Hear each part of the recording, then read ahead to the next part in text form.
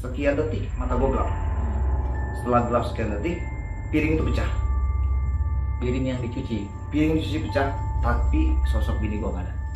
Sorry nih, tadi supirnya pun ngomong sama gue. Supir bis itu yang tugas di luar ya, ngomong sama gue, bang, bis ini taruh sini aja ya, gue habis nabrak orang. Apa ciri-cirinya? Kalau lu bisa memastikan kalau itu bukan orang. Kakinya pucat pak, Pucat? sama kakinya pucat, kayak ada luka sobek.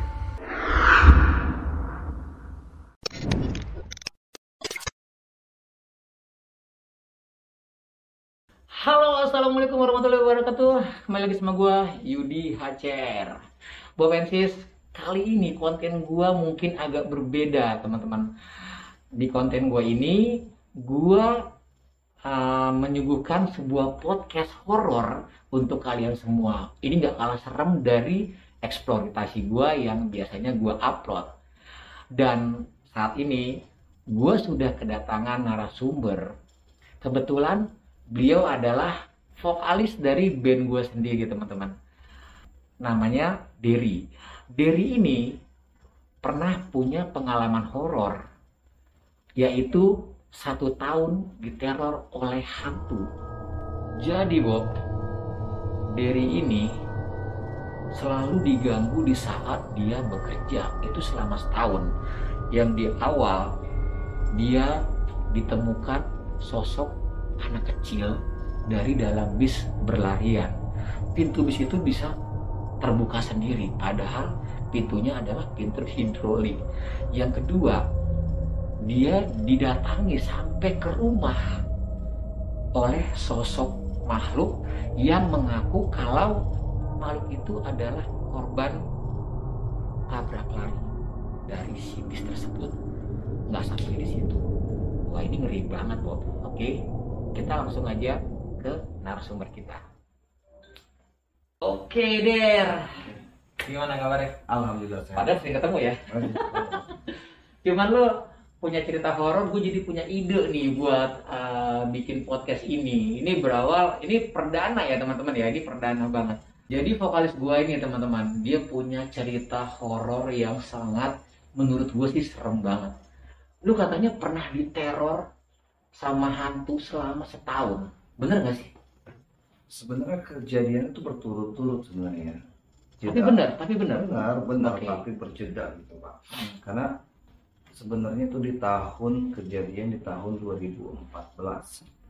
Di saat gua itu memang harus punya tuntutan untuk bisa mencari rezeki lebih pak. Karena kan memang sebenarnya gua bekerja tuh dari pagi sampai sore. Tapi karena gua punya tuntutan, gua punya niatan baik, akhirnya gua berusaha untuk cari tambahan rezeki. Dan kebetulan ada jalannya. Jadi gue punya saudara itu ada kedudukan di salah satu perusahaan yang memang megang bagian housekeeping, pembersihan bis di salah satu bis di Jakarta ya, Jadi full bis. Oke. Di Jakarta itu. Nah memang kejadian itu tahap demi tahap, seperti mungkin apa yang gue alamin itu seperti pertama-tama tuh suara, lebih ke suara, terus kayak gue berimajinasi kayak ada sosok, gue melihat sosok. Nah tapi ada hal yang memang menurut gue tuh sampai sekarang gue nggak bisa lupain pak. Oke. Salah satunya mungkin saat itu gue bersihin salah satu bis. Ini kejadiannya setelah berapa lama lu kerja di situ? Itu singkat ya pak ya, kira-kira sudah mau masuk seminggu tuh. Mau masuk seminggu. Udah mau masuk seminggu. Lu udah diteror. Udah diteror itu. Karena Oke. dan itu beberapa hari dan 3 hari pun teror dengan suara-suara ya sebelumnya ya. Gitu. Nah akhirnya gue di saat momen itu gue lagi nyuci ngebilas. Gue kan ya seperti biasa aja, kayak dengar suara bisikan gitu. Dan gue ngerasa masa kalah sih sama niatan gue yang mau nyari rezeki gitu. Oke. Rasa takut tuh ada apa sih? Gue takut banget itu pak. Akhirnya Suara apa sih yang lu dengar pertama kali lu kerja di situ? bisikan sih, lebih ke bisikan. Apa tuh? Misal gue lagi bersih nih, terus tiba-tiba kayak Oke. terus kayak tiupan angin persis di kuping gue. Kayak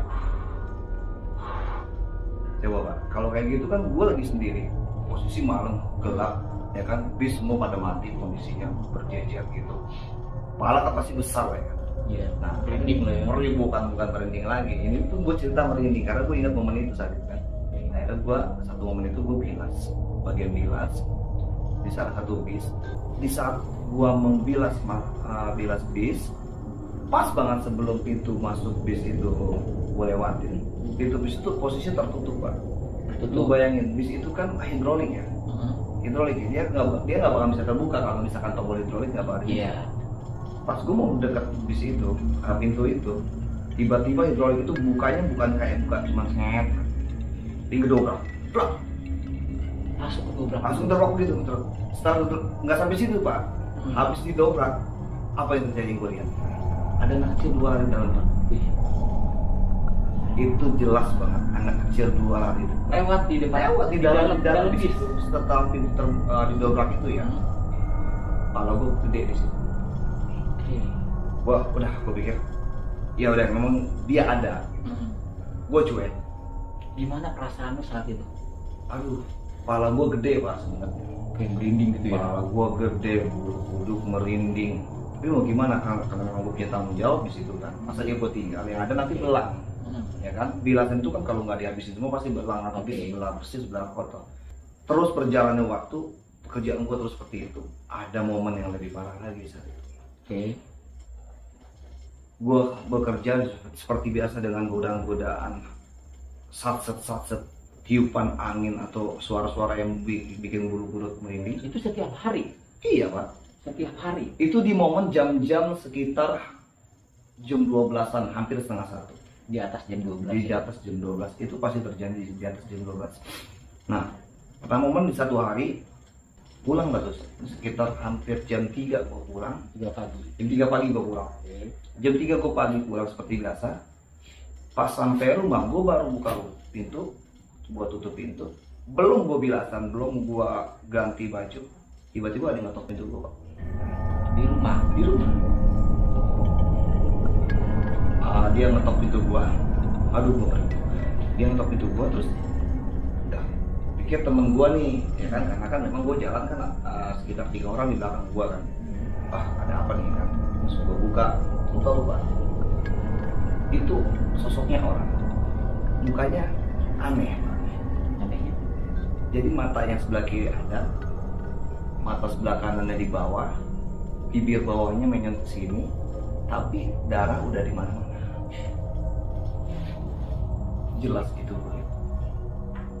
Gak hanya berdiri depan itu gue, dia bilang sama gue, Bang, dengan desahan dia ya, dia ngomong nggak selayaknya orang. Dia ngomong kayak terbata-bata kata-kata. Bang, tolong bis yang tadi abang bersihin, tolong bersihin bawahnya. Naik Pak, parah. Serius Pak, tolong bersihin bawah. Gua nggak jawab gua nggak jawab kenapa. Dia cuma bilang lagi, karena di bawahnya masih ada darah saya. Saat itu apa yang lu pikirin? Gua diem terpaku Pak. Lu nggak jawab apa-apa? Gua nggak jawab apa-apa, gua diem terpaku. Gua masuk ke dalam, gua nggak tahu, gua nggak sadar itu pintu masih kebuka apa enggak. Itu terpaku. Gua lari ke dalam kamar. Gua nggak bilasan, gua ganti baju, itu celana masih lepek, bekas bilasan gua kerja. Gua tarik selimut, gua tutup. Besoknya gua nggak kerja. Kenapa? Gua sakit Pak. Sakit. Badan gua tuh sakit meriang, kepala tuh sakit pusing. Itu selama hampir 3 atau 4 hari gua nggak masuk kerja. Nah, akhirnya mau nggak mau kan gua, karena gua sakit, gua kan meriang, kepala gua sakit. Akhirnya gua dibawa ke dokter tuh, ya kan. Gua dibawa ke dokter dan anehnya dokter bilang kondisi gua baik-baik aja. Gak ada indikasi Gak penyakit ada apapun. indikasi yang berbau dengan kedokteran. Ini serius. Akhirnya nyokap yang di saat itu ajak gua ke dokter nanya, Dok, ini ibu anak ini nggak sakit, trombositnya pun bagus, tekanan darah lu semua tekanan darah bagus, karena kan gua dicek trombosit darah kan di salah satu rumah sakit di Jakarta. Akhirnya pulang lah, tapi gua dari situ bukan gue sembuh pak, enggak. Akhirnya orang tua gue mencobalah sama salah satu orang yang paham, ya, kayak orang pinter. nah bisa disebut orang pinter lah, dipanggil lah dia ke rumah, terus dia duduk depan gua, ngelihat muka gua orang itu, samping nyokap gua, dia cuma bilang gini, apa yang lu terakhir rasain sebelum sakit? Apa yang pernah lu alami? Gua cerita, yang tadi. gua ceritain tadi, kenapa gua bisa begitu. Dia jalan ke depan, gua liatin, dia cuma masukin jempolnya pak ke pasir. Orang si orang pinter iya, itu.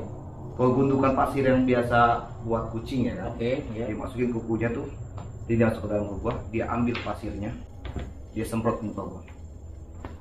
Itu kan, dia semprot ke muka gua, terus dia cuma diam berlama sebentar, gak lama dia bilang,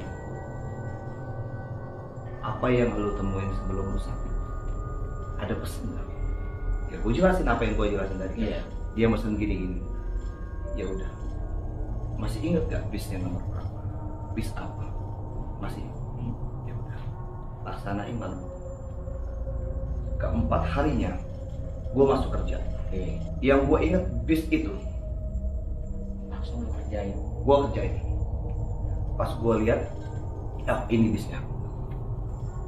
Temen gue nggak tahu, gue masuk kolong. Lu masuk kolong. Gue masuk kolong dari depan gue masuk. Kan kalau mobil itu kan agak rendah ya, kira-kira 50 cm lah ya. Kan gue bawa ember nih.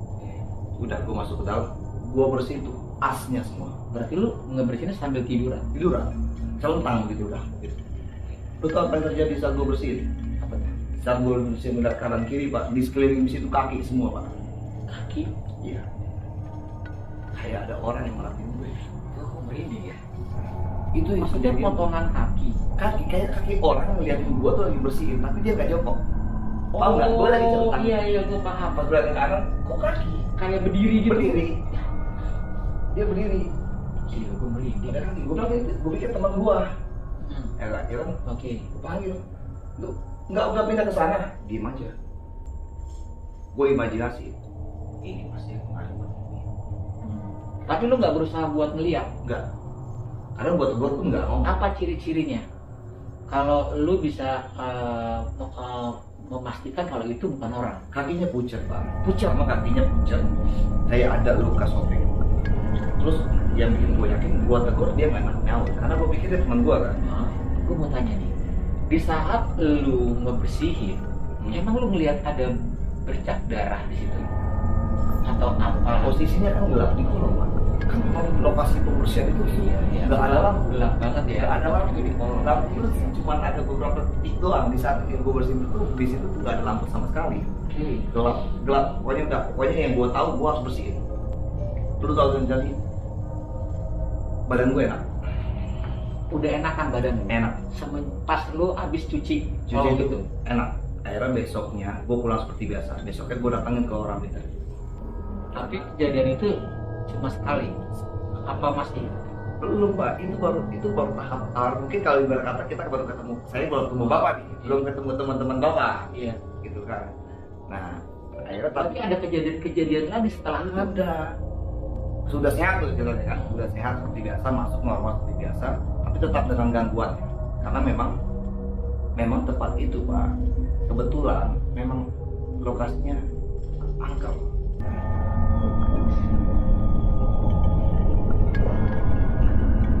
Nah, singkat cerita akhirnya dengan godaan yang bikin nggak kuat ya, kupingnya kan.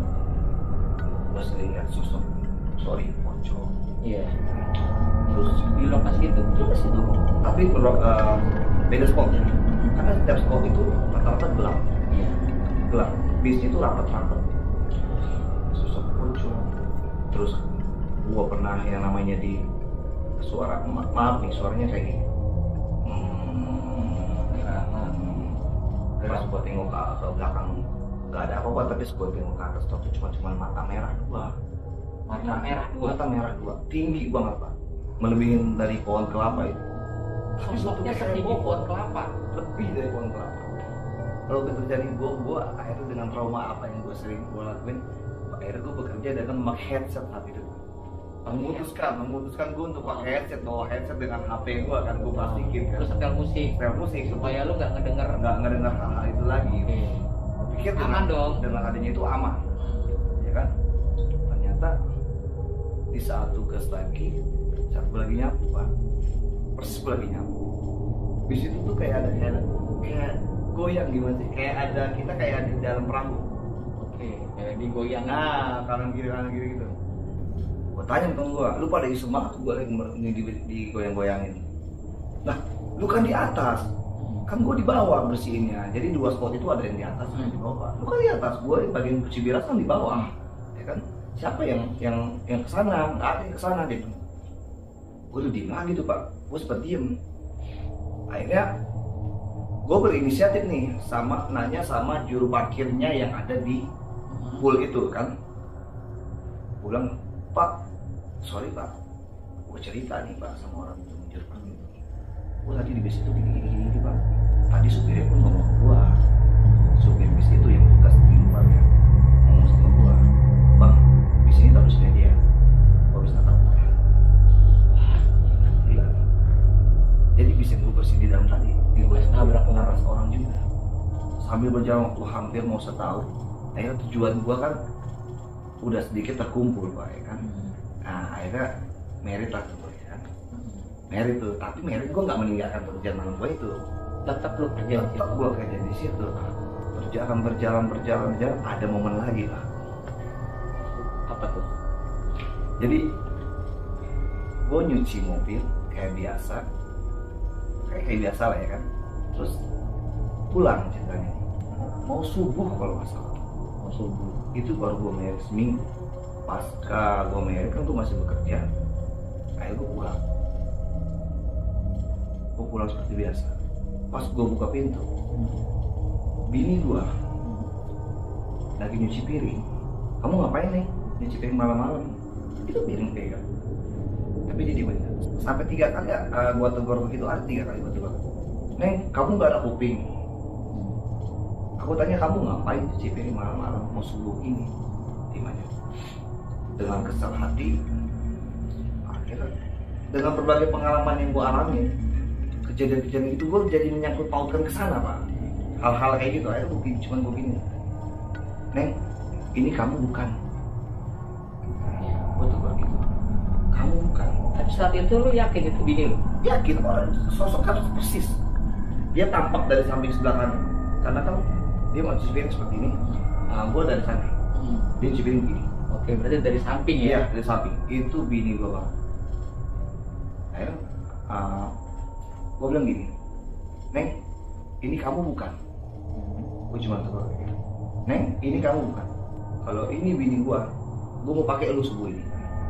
Mata gue gelap, sekian detik mata gue gelap.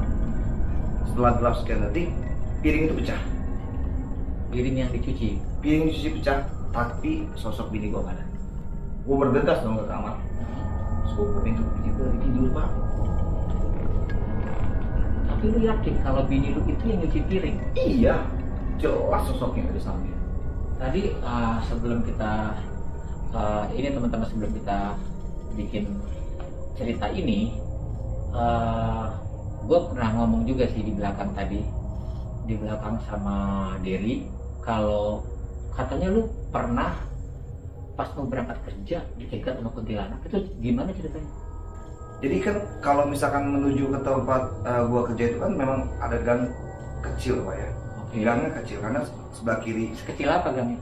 Satu motor Pasti satu motor doang. Satu motor karena dia cuma di kanan kiri dinding tinggi, itu tembok gitu. Tembok sekat kanan kiri buat tempat bis. Jadi gua jalan di satu jalan itu tuh ada satu pohon persis kayak meninjau. Mungkin kalau yang tahu bisa inilah ya, komen. Yang tahu bisa komen di kolom komentar. Iya, ada satu pohon itu persis mau meninjau. Di pohon itu sampingnya itu dia ada, karena kita jalan satu petak itu tembok kanan kiri, di pohon satu ini ada tangga begini Pak. Oh, tangga penghubung. Iya, antara pool sini sama pool atas sama pool bawah, penghubung jalan buat karyawan dari bis itu, ya kan. Nah, itu cuma jarak berapa langkah di tangga itu Pak, yaitu sosok itu dia duduk, dia nggak menunjukkan kaki karena ketutupan kain putihnya dia, tapi kita melihat dia udah kayak uncang-uncang aja di tangga itu. Oke, uncang-uncang kan, dengan muka yang tidak jelas karena semuanya kayak ketutup rambut gimbal kayak kuntilanak lah gitu ya. Ya kalau di ibarat kayak kuntilanak. Udah gue jalan biasa, tapi gue nggak mau ngeliat dia, gue cuma duduk. Gue nggak berani Pak, tapi karena berjalannya waktu ya gue ngerasa masih aja mumpung, tapi dengan tekanan-tekanan dari hal-hal kayak gitu tuh gue ngerasa gue kayak gitu gue udah dah, kayaknya gue cukup nih, udah kayak gue nyerah deh Pak kayaknya gitu.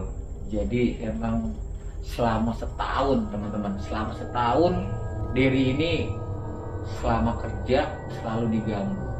Oke, buat teman-teman semua, thank you nih. Oke, siap. Der, thank you udah berbagi pengalamannya. Siap. Ke teman-teman. Buat teman-teman yang punya pengalaman horor atau cerita horor, kalian bisa DM gua di Instagram. Gue cantumin di sini atau ada di deskripsi Instagramnya. Gitu aja cerita kali ini. Support terus channel gue dengan cara subscribe dan jempol ke atas.